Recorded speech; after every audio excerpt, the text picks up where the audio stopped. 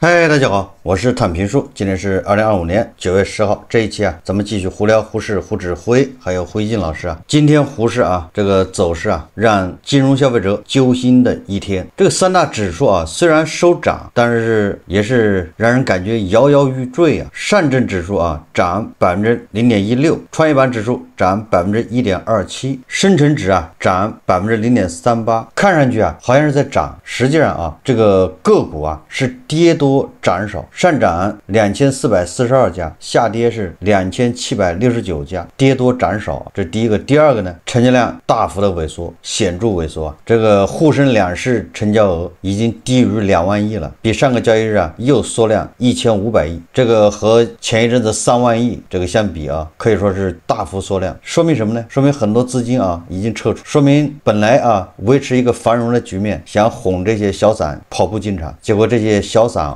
跟那个房市一样，就死活的就是不买。这个主力现在把这个拉在这个3800点上下折腾也1个多月了，但是这个散户就是无动于衷没有看见散户跑步进场。现在越来越多的数据表明就是这个所谓的存款搬家根本就没有搬到股市，存款搬家一部分搬到了这个理财产品，理财产品里面一部分配置了这个叫权益资产。所以胡适里面这种繁荣还是靠原来的那些赌徒加杠杆。所以你看这个两融不停的创新高，还有靠谁呢？靠保险资金。保险资金是实打实的往里扔钱，那他那钱没地方放。保险资金收了保费之后他有一部分资金必须要投股市，这是占一定的比例有买国债的，对吧？有买债券的，那就有买股票的，这是按一定的比例。所以它保费涨了，用来买股票的这个资金它就多了，必须要买。今年多了6000亿。比如社保基金，对吧？社保基金它就有一批一定比例的必须要投股市这个是增量资金。说这个什么意思呢？就是现在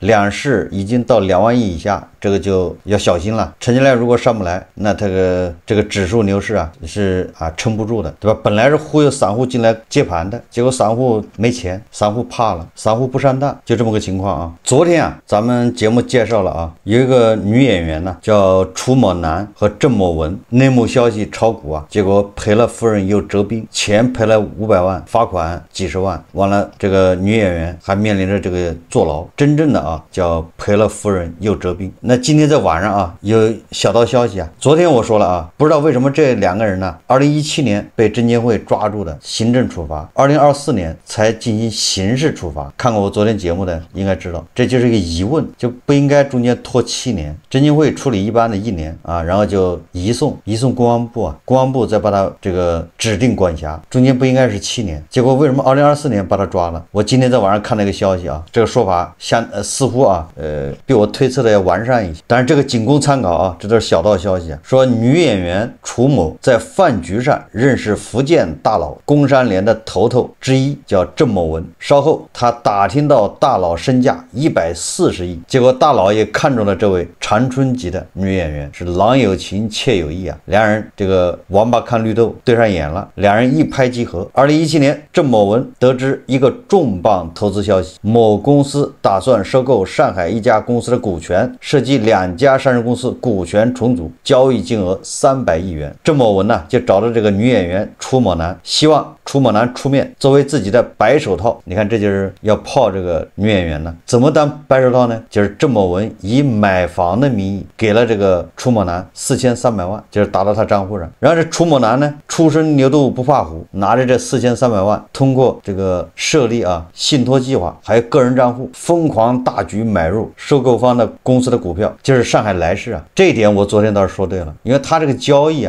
频繁，所以被那个大数据给抓住了。让郑某文和楚某男没料到的是，收购方公司突然终止了交易，就是那个重组失败，导致股价暴跌，二人4300万巨亏了512万，不得不割肉离场。监管部门大数据的监控注意到二人各种犯罪信息，在内幕敏感期与知情人通话超100次，4300万资金流向菲非常刻意，相关交易行为明显异常，没有正当信息来源或合理解释，买入时段与内幕信息高度吻合，涉嫌内幕交易。那根据这个网上传言啊，说有关部门呢电话传唤这个女演员楚某男，要求她接受调查。结果啊，楚某男和这个郑某文两人玩起了失踪，立马到国外避风头。其实啊，2017年那个时候对这种操纵股市的这种打击啊，还没有那么严厉，一般是罚款。2017年大家还记得吧？那个叫什么刚闹完那个野蛮人呢？那哥们要疯狂收购万科啊，对吧？他不就是成立私募基金吗？到处挪钱，成立信托，成立资产管理公司，到处募资，募资完了之后在二级市场狂买这个万科，然后把自己买成大股东，要控制万科。大家还记得吗？那个演员赵薇，对吧？那个万家文化空手套白狼，不知道在哪儿，对吧？就能空手套白狼，能弄来6000万，要控股这个万家文化。哎，那事到现在没完啊！也就是那个时候，大家记住了，就是还没有现在这么严，那时候就是罚款。结果啊，这个演员楚某男他们两个人呢，接到有关部门调查电话以后啊，两人溜之大吉，跑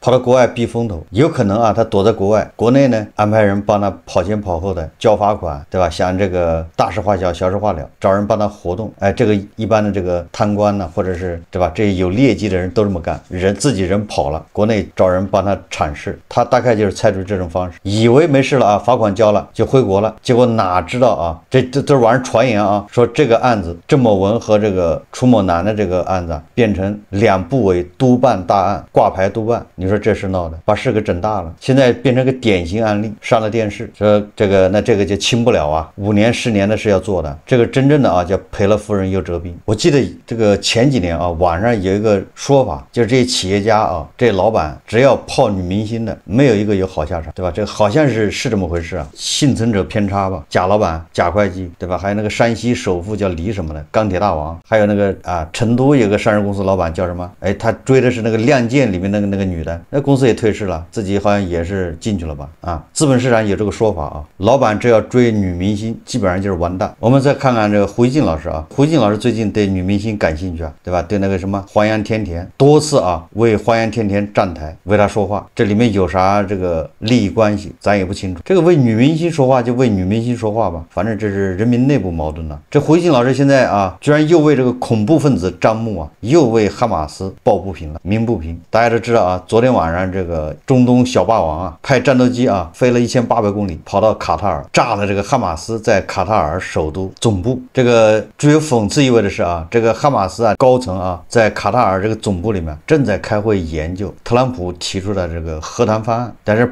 媒体这么说的啊，你说冤不冤吧？结果小霸王的钻地弹来了，送来了钻地弹啊！媒体报道啊，说炸死了5位哈马斯的高层，又是团灭啊！最近这个小霸王可以说是啊屡屡得手啊，把那个胡塞武装也是一颗钻地弹，一下就送走了12位，这一下哈马斯又送走5位，加上黎巴嫩真主党那么多人揽子被炸掉，简直啊这个是屡屡得手啊，指哪打哪。本来啊这个是典型的以色列版的，叫放我强悍者虽远必诛，放我强夷者虽远必诛，叫放我强夷者虽远必炸。但是到了胡一静老师这儿，胡一静老师大声的啊为这个哈马斯疾呼。大家也知道啊，现在这个媒体啊，好像要么就是对这个不知所以然的还在观望，要么就是什么呢？像特朗普这样的美国，哎，他表态比较尴尬。这特朗普既想把自己摘清楚，又想体现出啊这是他是有控制的，对吧？因为美国比较微妙啊，因为这个卡塔尔啊跟美国的关系是非常亲密的。美国在卡塔尔或者叫美国在中东的最主要的军事基地就叫什么乌代德空军基地啊，就是这个美国在中东的这个什么司令部啊、什么作战枢纽啊、中枢啊，那都在这个乌代德空军基地。这还不重要啊，最重要的是这个卡塔尔这个王储啊，国王吧，2月份不是要送给这个特朗普一架专机嘛，对吧？说你那个飞机旧了，特朗普说我这没钱换呢，这纳税人的钱、大头的钱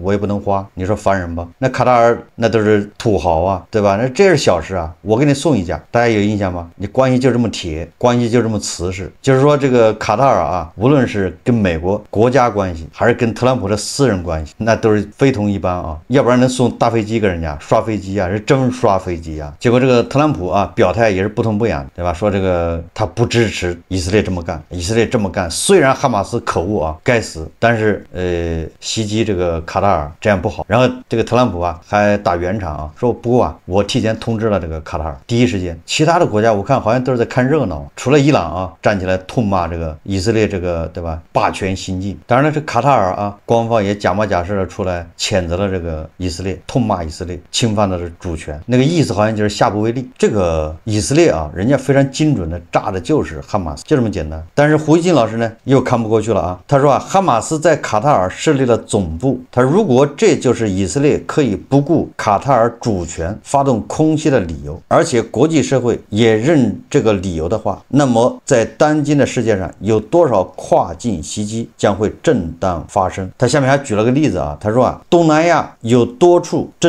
专门针对中国大陆的电信诈骗中心，中国公众对他们恨得咬牙切齿，那么是否可以派军机前往轰炸，或者发几枚导弹端了他们，岂不简单？所以从这一段话啊，就可以看出胡锡进老师这个心智啊，确实对吧，也是8到15岁啊，或者说他在某种情况下，只要这个环境成熟了，条件达到，他那个心智立马就降到8到15岁，或者叫恢复到8到15岁。为什么这么说啊？他把这个哈马斯啊跟这个电诈混为一谈。首先，这个哈马斯他是恐怖分子，哈马斯手上沾着以色列人的血啊。2023年10月7号，什么阿克萨洪水行动，哈马斯杀死这个造成以色列1000多人死亡，这里面有很多非以色列籍的人，中间还包括大国人，这还不算，对吧？他还绑架了200多个人质，3年过去了啊，2年过去了吧？他手上还有20-30个人质，目前是活的。他这个恐怖分子，他手上有人质，那人质都是平民啊，你又不是说以色列的这什么总理什么啊，哪个旅长啊被你绑架了，全是老百姓啊，这里面是很有可能啊还有大国的人。胡锡进老师把这样的一个组织啊跟电诈分子相提并论，你说这是什么个心智啊？还有啊，这个电诈分子啊虽然可恶啊，他是犯法，但他毕竟犯的不是死罪啊，他不是恐怖分子。电诈分子是我们的同胞，他只是走上了错误的道路，对吧？走上违法犯罪的道路，他并不是死罪啊，而且他是我们的同胞啊，他只是在缅甸，对吧？在什么老挝或者柬埔寨那地方，胡锡进老师居然建议用导弹去炸他们，怪不得这个网红啊叫人填志愿的那姓张的，一说要打起来捐5000万，那么多人摩拳擦掌欢呼雀跃啊，为什么打自己人来劲呢？那以色列人人家好点打的是哈马斯啊，他也不是以色列人，你这是打自己人呢。所以说啊，这个胡锡进老师骨子里面就是这种内战，嘴上喊着啊拳头对外，实际上他是对内，是嘴对外，刀啊枪啊拳头啊都是对内，这本质上就这样的啊。你仔细想一想，对自己人那是穷凶极恶，导弹飞机就炸，对吧？那些人虽然是犯罪分子，那不有法律吗？他犯的又不是死罪。所以你看啊，这个胡锡进老师作为一个厅局级的啊这么一个守卫舆论边疆一辈子的，对吧？也算是文化人呢，就是这个认知啊。然后啊，这个他又举例子，他说巴基斯坦就是巴铁啊，俾路支解放军多次对大国工程人员实施恐怖袭击，说大国远程清除那个恐怖组织，至少炸他们个半残，给大国人出气，岂不也是易如反掌之势？这个胡锡进老师就是糊涂了啊。首先一个啊，如果真的你认定了巴基斯坦这个俾路支这个组织啊，它是专门对大国人实施恐怖袭击，你要认定啊，对吧？你把它定性为恐怖组织，那你就应该对吧？就不用在这儿宣传，你直接上去就要打了。当然要举双手这个什么赞成啊，因为他是专门针对大国人搞恐怖袭击，你不剿灭他干什么？就得学一学这个小霸王。但是前提说了，你要对吧？你要足够的证据证明认定它是恐怖组织啊。你反恐对吧？你反恐是干什么？不就是干这事吗？对吧？你自己不敢去反恐，不敢打，你还反对这个以色列去打，这是什么道理啊？恐怖组织啊？什么叫恐怖组织啊？无差别的对平民对吧实行这个暴力、恐怖、流血，人人得而诛之。这里面说一说卡塔尔啊，实际上这个小霸王现在抽出手来收拾这个在卡塔尔的这个哈马斯的这个总部，实际上是蓄谋已久，绝对不是临时起意，对吧？自从这个以色列炸了这个伊朗，对吧？甚至伊朗这个去年，对吧？炸这个伊朗哈马斯的这个政治局主席啊，就是什么哈尼亚吧，他已经干过一次了。今年又炸了这个胡塞武装，炸这个卡塔尔，只是说卡塔尔跟美国关系这么好，这以色列也敢炸，完全不给这个特朗普面子嘛。这个卡塔尔人啊，是有点这个叫两面三刀，他一面啊抱紧美国的大腿，给特朗普送飞机啊，刷飞机，实际上就是想求得特朗普的庇护，有特朗普的保护，他就可以为所欲为。一面什么呢？一面疯狂的给这个哈马斯输血，哈马斯的经费啊不全来自于伊朗，还有很大一部分来自这个卡塔尔，人家有钱。根据媒体报道，这卡塔尔是每个月啊1500万美元现金啊送到这个哈马斯的手上，给他们花，相当于养着他。这人家以色列给你来一耳光，你不是自找没趣吗？不冤啊！这以色列自从这个2023年这个阿克萨洪水行动以后啊，人家已经宣布了，这个哈马斯无论逃到天涯海角都要剿灭，对吧？人家小扑克牌都已经印好了，虽远必诛，对吧？谁要收留他，谁要容留他，你就自己看着办。所以这个事情啊，虽然以色列啊这个侵犯了卡塔尔的这个主权，确实啊，这个按照国际法你不能这么干，侵犯主权了。但是啊，另外一方面，这个卡塔尔也非常的不地道，你背后在资助这个恐怖组织。当然了，卡塔尔他一面他也从中斡旋促和，我感觉啊，这卡塔尔就不想让这个以色列闲着，养着哈马斯跟以色列捣乱，完了之后他伺机而动，对吧？待价而沽，他可以斡旋和谈，谈一谈再打一打，打一打再谈一谈，操控整个中东的这个进程。但是他也担心遭到这个以色列的报复，所以他一面要赶紧抱紧这个特朗普的大腿。哪知道特朗普管不了以色列啊！特朗普不仅管不了以色列，他也管不了普京，也管不了泽伦斯基。倒是想管，他管不了，能力有限。所以说啊，卡塔尔就自认倒霉吧。这个胡锡进老师啊，这个不仅是糊涂啊，把我们的啊这些犯了错误、走了歪路的这些同胞，把他跟恐怖分子划等号，而且还跟境外恐怖分子划等号。你说这是闹的，充分的体现了啊对自己人秋风扫落叶一般的残酷无情啊！这是胡锡进老师从小的教育啊，就是这样的。哎，这也是为什么对吧？一说打自己人，那么多人热情高涨、热血沸腾，一个主要原因，连胡锡进都是这样的。顺便再说一下在尼泊尔发生的事情啊，这个尼泊尔最近啊发生骚乱或者叫暴乱，但是这个怎么说呢？没有个比较好的词啊来形容。要说暴乱吧，也不太好；骚乱吧，那是确实有点骚乱，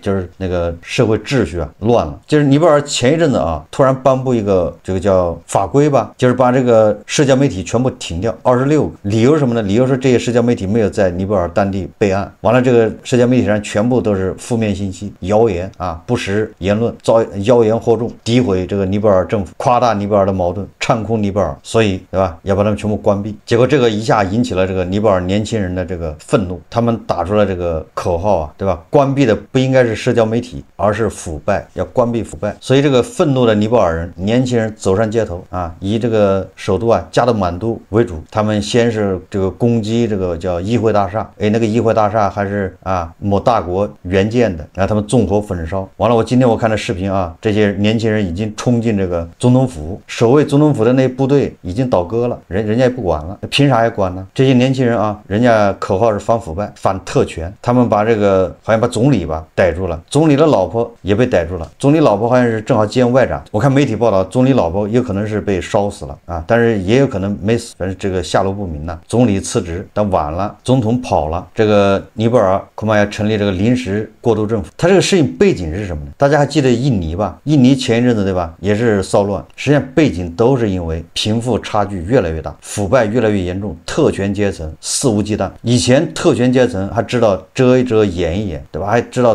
偷偷摸摸，还有廉耻感。现在的特权阶层呢，明目张胆，骑上脖子还要拉屎，对吧？他们在这个社交媒体上炫富，各种炫富。那当然了，社交媒体也会推波助澜，对吧？会放大。所以这个年轻人呢，再对比一下自己的生活，这不堪的生活啊，日积月累啊，就像火山一样爆发，对吧？社会的不公，再加上这个印尼政府那是叫肆无忌惮，以为自己有部队啊，有军警，有强权，就可以任意妄为，所以他就一刀切，把整个的社交媒体全部给他断了。大家也知道啊，这个尼泊尔呀，它本质上它是个佛教国家，它主要是靠旅游，对吧？这个旅游肯定收入占很大一部分，它那个每年啊，全球很多这个信仰佛教的或者什么都会去尼泊尔那儿，所以这个旅游业是那儿的支柱产业。很多人啊，至少很多人跟旅游业相关，靠这个谋生。那这个旅游业它就要靠这个社交媒体去宣传呢，对吧？它也在推特上做广告，推特上宣传，什么 Facebook 上面、油管上面、TikTok 上面，对吧？人家让吸引海外的游客来，结果他一下一刀切，你说多少人失业吧？本来日子就过得难，对吧？你还把人家饭碗给端了。所以为什么这个尼泊尔一个佛教国家乱起来这么厉害，对吧？好像是先是军警啊开这个橡皮子弹镇压不住，后来就用真子弹，现在据说啊造成将近20个人死亡，受伤的人还不知道。但是我看这个有的视频显示啊，这个